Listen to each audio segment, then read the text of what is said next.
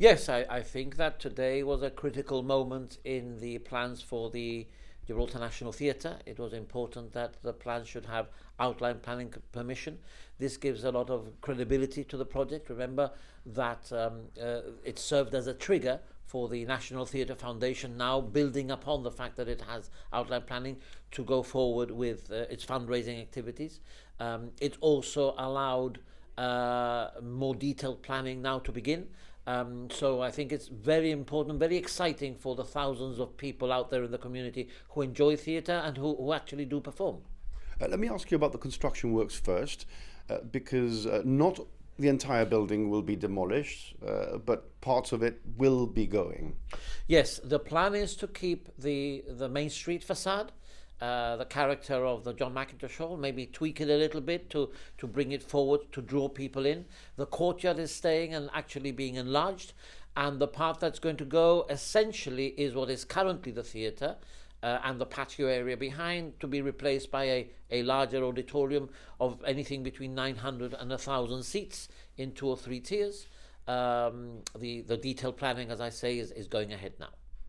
About that auditorium, how will that change the way that shows, plays, events are put on in Gibraltar? Because it's a pretty significant number of people. It's really exciting. There's also going to be in the area, which is currently the gym, the plan is that there should be a smaller performance area, perhaps with about 250 seats. That's the blackbox theatre. Yeah, that's that top sort of theatre that is really exciting to have. The main theatre then can be used for local performances, because divided into tiers, you don't have to use all the tiers if you don't think your audience is going to be big enough, but it will allow local performers the ability to perform in a proper West End style stage with all the facilities, and with the size of stage. Now you look at the Mackintosh Hall and Ensigns Hall and you feel quite cramped when you see a larger stage.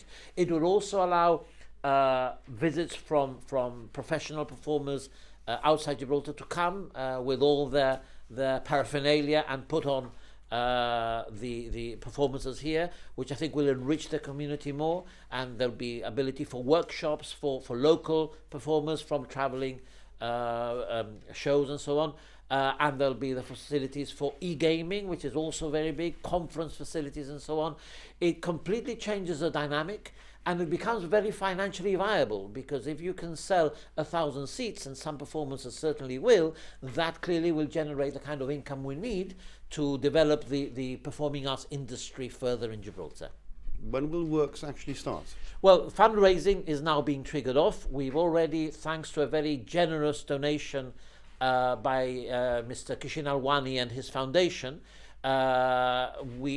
he's the basis of the donation, so already there's been £300,000 being put forward, which has allowed the engagement of the specialist UK designers. It will depend on how quickly the fundraising goes. At the moment we don't have a start date, but we hope it won't be too many months. You mentioned fundraising, but obviously the government is paying for the bulk of it. No, this is a project which the intention is will be privately funded, and this is why the Gibraltar National Theatre Foundation has been set up with a broad range of independent people, and they will be reaching out, and you'll be hearing about the engagement they will have with major entrepreneurs and other entities in order to acquire the funds for the project.